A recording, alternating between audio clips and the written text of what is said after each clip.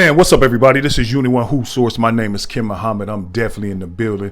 I'm your national director of Uni One Hoop Source, man, and I'm excited about doing this episode right here. I told everyone that I will continue to highlight two players weekly.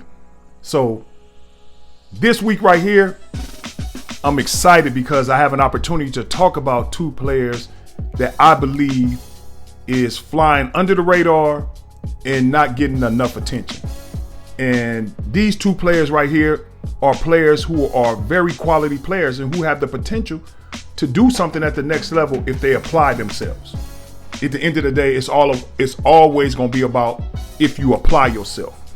So this week right here, we want to unveil these two players. One is a 2024 prospect and the other one is a 2025 prospect.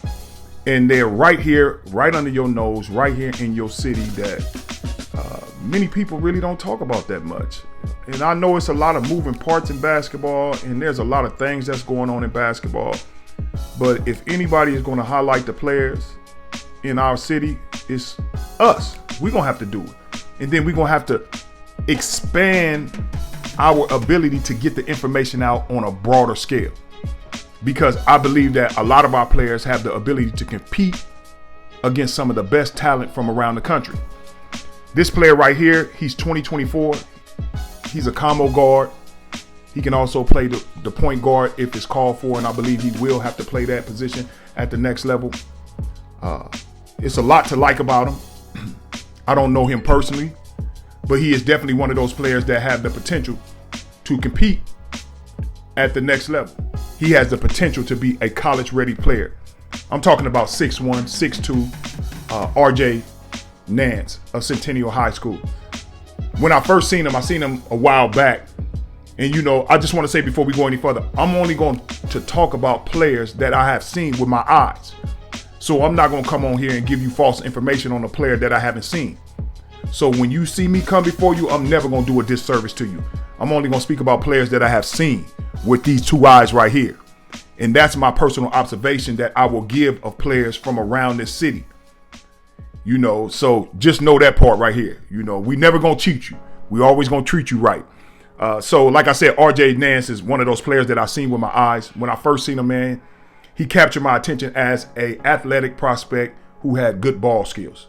That was the very first thing that attracted me to him. And the next thing attracted me to him was his ability to get downhill, get in the lane, and finish through contact. He has a good physical frame for his size at 6'1", 6'2". He demonstrates good mechanics. I would like to see him do more from the mid-range, but I believe that comes in time. But he's definitely one of those prospects in the city of Las Vegas that, college coaches should put on their radar. I don't know him outside of the game of basketball.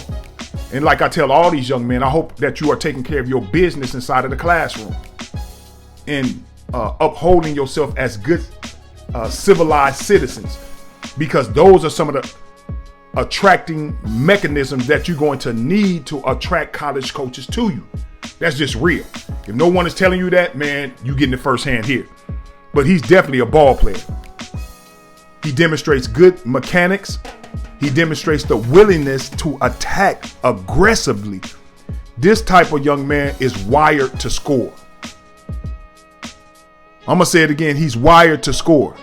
So he is one of those type of players, man, that can do a multitude of things when he has the ball in his hand. But one thing that I would like to see from RJ is how will he perform when the ball is not in his hand. So RJ Nance, if you haven't seen him, then, man, y'all need to make y'all way over there to Centennial and get a good look at him, man. I mean, he's a very confident player, man. He's a very confident player, and he's looking to attack at all times. That's what really intrigues me about him. He's looking to attack at all times. But I want to see, this upcoming season from RJ, what are the other variables that come along with his game that's going to really, really push him over the top with college coaches? Because it's one thing to have the ability to score, but it's the other intangibles that is going to create, that other thing that coaches want. What is a level of commitment to defending at a high clip? is he willing to get out in transition and defend 94 feet? Because at the guard position, and we have a lot of good guards in Las Vegas, man, it's other things that you're going to need to do in order to be playing at them high levels that many of you want to play at. But do I believe RJ has the skill set to be able to do that? Emphatically, yes. He shows me the ability to knock down mid-range shots, but I want to see more of that from him. He is very athletic. He can get out in transition and he can finish above the rim. If I'm not mistaken, Prep Hoops have him ranked in the class of 2024 as the fifth best player in their class. You know, we have I don't like to do rankings, but in this era, you have to do it. So what I did was I took 25 players that I believe, regardless of class, and I compiled a list. And RJ was definitely in that list. Even though you had a lot of moving parts in the city with some of the better players moving on, going to different institutions and doing their thing, RJ would have still been in that list because he has the ability to compete like that at a high clip. He is one of the better prospects in the whole entire city of Las Vegas. Know that. Don't make no mistake about that. This young man can play. So make sure that you get a chance to come out and see RJ Nance over there at Centennial. He plays for a great coach, and she is not going to allow him to get out of character as a player. So there's going to be some requirements for him. I just want to see him this season if he's going to make the next jump in his development and growth and become that type of player that can propel him to playing at the Division I level or maybe even the Division II level. So make sure that you come out and get more information on RJ Nance over there at Centennial High School. Second up, this other player right here that I want to talk about,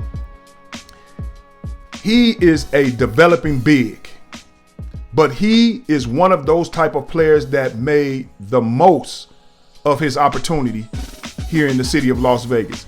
He by far was the most improved basketball player in all of Las Vegas, regardless of class. I'm gonna say it again, regardless of class. I seen an enormous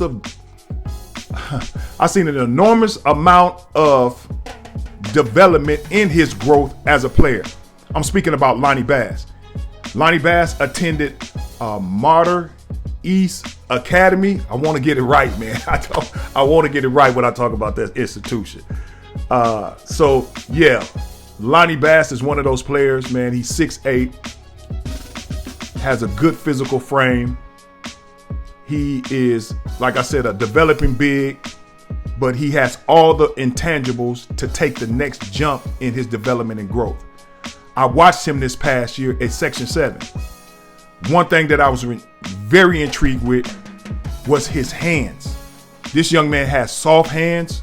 He catches the ball, he blocks shots, and he gets out in transition and runs the floor well for his size, man. It's a lot to like about Lonnie Bass. I'm going to tell you. Like I said, he blocks shots. He rebounds well. I mean, he does the little things that will attract coaches to him. I know that he will not be attending school in Las Vegas this year. We have been informed that he will be attending a prep school in Albuquerque, New Mexico. It's ABC Prep. I'm looking forward to seeing what are they going to do to help him propel his game to the next level, because this young man is on the brink of cracking another level to his skill set if he gets the right type of tutelage and right type of guidance from coaches. He is definitely one of those players in the city of Las Vegas, man, that we should keep our eye on, because he has a lot of tools that he can develop to become an extremely effective next level player. He's definitely one of those type of players. One thing about Las Vegas, man, we don't have a lot of versatile bigs. That's just not the makeup of basketball in Las Vegas, big physical type players. If you do get a big, a lot of times he's not from Las Vegas. And if you do have bigs that are here in Las Vegas, man, they did their thing. You know, like the Zach Collins. He did his thing. He was a beast. You know, I really had liked Zach, man. You know, he was a dog. And, you know, I'm not saying that Lonnie Bass is that, but Lonnie Bass has some tools to work with. And he's definitely one of those. I gave you 2 players again. We want to make sure that we continue to track and follow players from around the valley. That's what we will continue to do. We will continue to highlight some of the better talent that goes unchecked in this valley, man. We owe it to the players in Las Vegas to highlight them. We owe it to these young players, man, who don't get enough recognition to make sure that people from around the country know about them. And that is the responsibility over here at Unit 1 Hoop Source. So once again, my name is Kim Muhammad. I'm your National Director of Unit 1 Hoop Source. My job is to highlight some of the unknown talent that exists in this great city of Las Vegas. And make sure that you go subscribe to our YouTube channel. Make sure that you follow us on Instagram, Facebook. We are all over on Threads. We have a website that we put out a bevy of content on a national level, on a regional level, and also on a local level. Make sure that you go subscribe to Unit 1 Hoop Source, the #1 independent grassroots basketball publication in the whole entire city of Las Vegas. We the only independent grassroots high school, college basketball publication in this city. Don't forget that.